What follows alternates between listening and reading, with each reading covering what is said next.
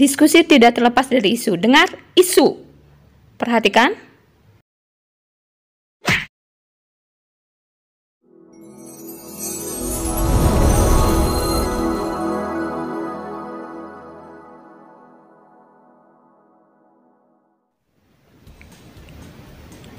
Hai Sobat Pintar, apa kabar? Semoga kalian dalam keadaan sehat dan tetap semangat belajar. Senang rasanya kita bertemu lagi di pelajaran Bahasa Indonesia. Pada materi sebelumnya, tentunya kalian sudah paham dong tentang pengertian teks diskusi. Tanpa disadari, kalian ketika berkumpul dengan teman atau keluarga membicarakan satu hal yang menarik, kemudian timbul perdebatan di dalamnya.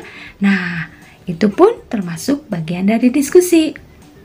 Hari ini, kalian akan belajar struktur dan kaidah kebahasaan teks diskusi.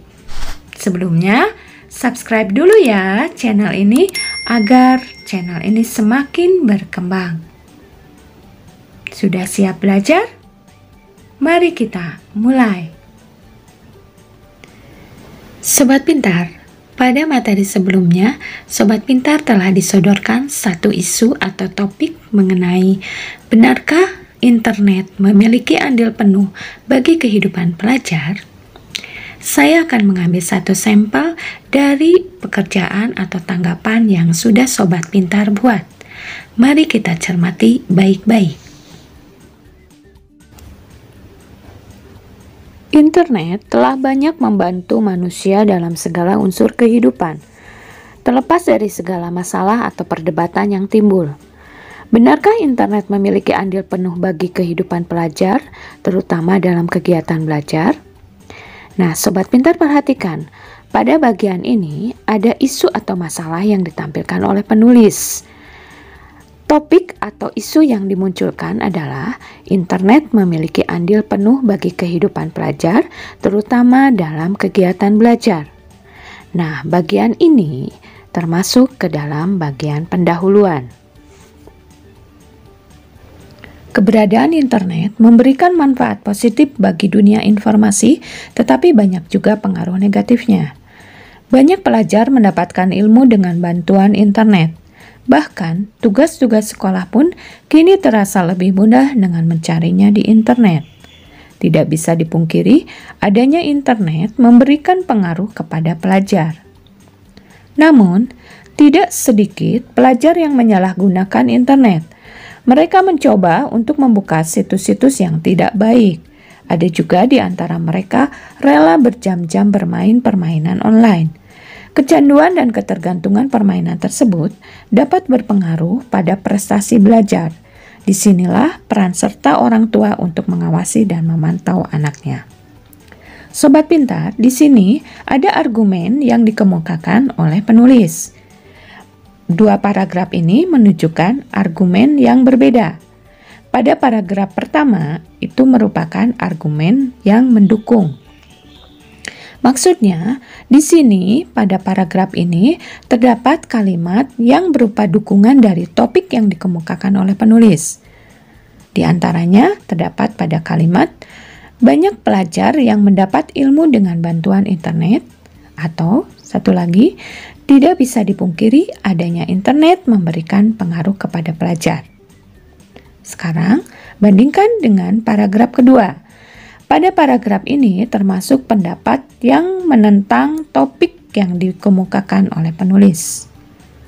Hal ini bisa ditandai dengan kalimat tidak sedikit pelajar yang menyalahgunakan internet, atau juga bisa ditunjukkan dengan kalimat kecanduan dan ketergantungan permainan tersebut dapat berpengaruh pada prestasi belajar. Hal ini menunjukkan pertentangan dari topik tersebut. Bagian tulisan ini termasuk argumen atau pendapat. Semua pihak, baik pemerintah, orang tua, guru, maupun pelajar, diharapkan dapat mencegah dampak negatif yang ditimbulkan oleh internet. Pemerintah diharapkan dapat memblokir situs-situs yang tidak baik. Orang tua juga diharapkan dapat lebih memperhatikan dan memantau anaknya dalam penggunaan internet supaya tidak terjerumus ke dalam hal-hal yang tidak baik. Sobat Pintar, pada bagian ini terdapat simpulan argumen, rekomendasi, ataupun saran yang ditulis oleh penulis. Hal ini ditandai dengan kalimat pemerintah diharapkan dapat memblokir situs-situs yang tidak baik.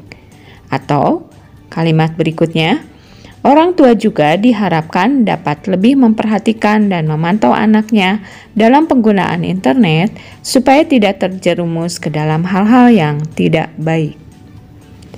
Pada bagian ini termasuk ke dalam simpulan atau saran. Sobat Pintar, dengan demikian struktur teks diskusi terdiri dari pendahuluan, argumen atau pendapat, simpulan, rekomendasi, dan saran.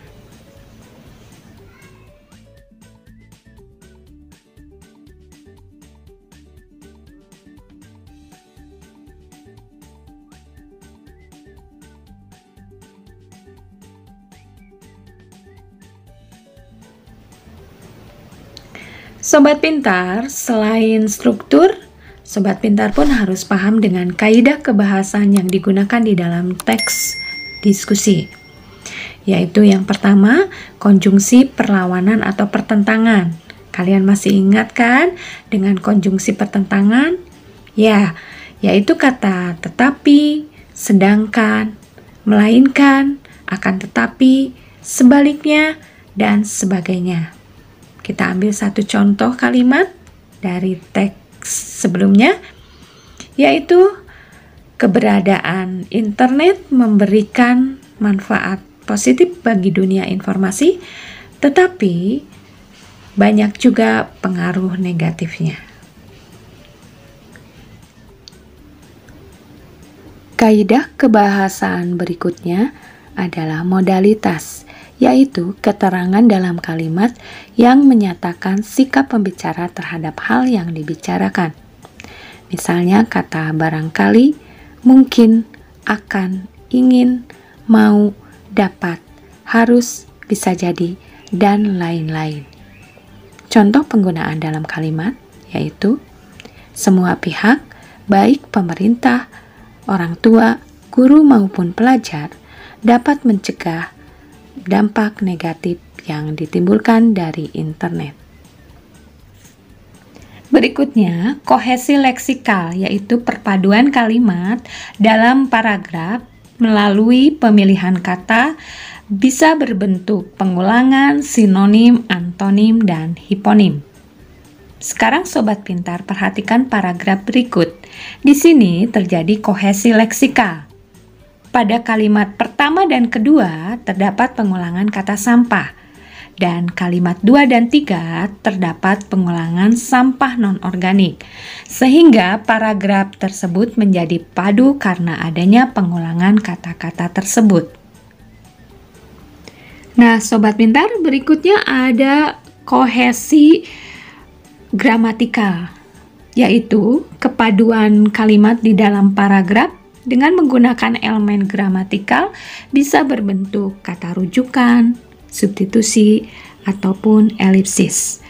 Sekarang kita perhatikan lagi di sini ada paragraf. Nah, pada kalimat kedua, kata pertama di sana ada kata pelaksanaannya. Nah, di sana ada kata gantinya. Kita bertanya-nya di sana apa ya maksudnya? Ternyata itu termasuk kata rujukan. Merujuk kemana? Yaitu merujuk ke bank sampah. Bisa dipahami ya? Kemudian lihat pada kalimat ketiga ada frasa program ini. Penggunaan kata ini juga termasuk kata rujukan. Merujuk kemana? Yaitu merujuk ke bank sampah.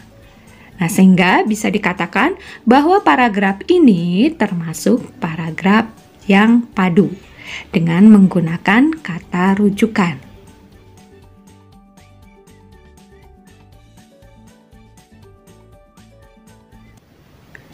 Nah, Sobat Pintar, semoga materi hari ini bermanfaat. Sampai bertemu dengan materi berikutnya. Jangan lupa like, komen, dan subscribe.